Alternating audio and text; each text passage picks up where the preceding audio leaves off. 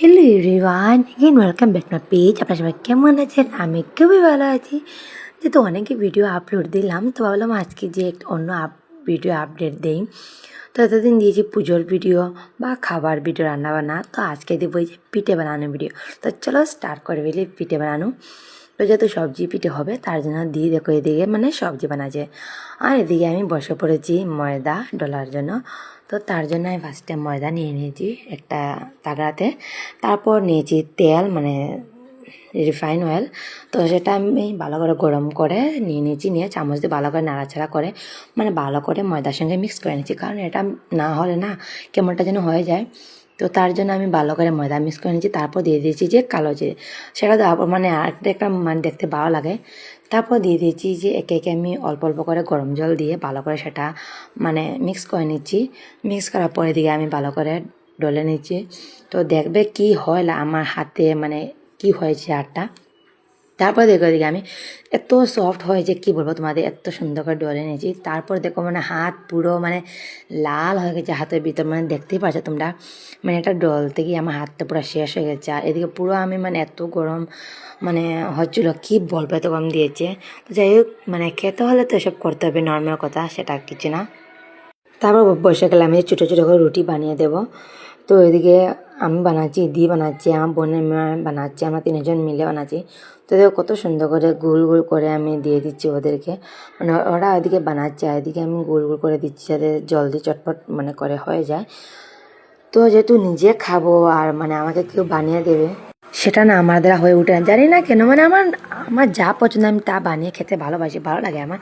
তারপর দেখো অনেকটাই আমি মানে রুটি বানিয়ে দিয়ে দিয়েছি ওদেরকে। আর এদিকে তো সবজি বানানো হচ্ছে, যেহেতু ওই দিন করেছিল বাঁধাকপি, তো বাঁধাকপি আর বাদাম দিয়ে সবজিটা বানিয়ে নিয়েছিল। আর এদিকে দেখো কতগুলো আমি বানিয়ে দিয়েছি মানে রুটি সাইজ।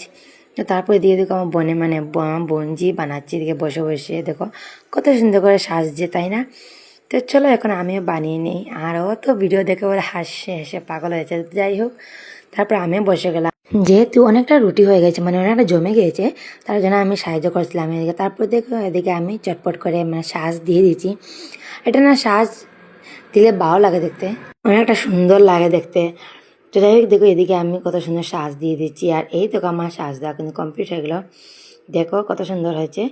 তো তারপর এদিকে তো দি বানাচ্ছে আর ও বানাচ্ছে, মানে কি বলবো তোমার, এত ভালো লাগছে না। এই পিঠাটা আমার অনেক অনেক ফেভারিট বলতে পারো, আমার খুব ভালো লাগে। মানে অন্য পিঠা আমি এত করতে ভালোবাসি না, বাট এই সবজি পিঠাটা আমার অনেক ভালো লাগে খেতে। তো তোমরা কে কে ভালোবাসা জানাবে। তারপরে যে কুলোর উপরে কিন্তু পেপার দিয়ে রাখা হয়েছে, তার কারণ হলো মানে কুলোতে যে সব থাকে যেটা মানে পিঠে না লাগে, তার জন্য পেপার দিয়ে রাখা হয়েছে, নিতে সুবিধা পেয়েছে। চলো খাবো টেস্টি টেস্টি, মানে ভেবেই কেমন যেন লাগছে। দেখো বানানো কমপ্লিট হয়ে গেছে অনেকটাই।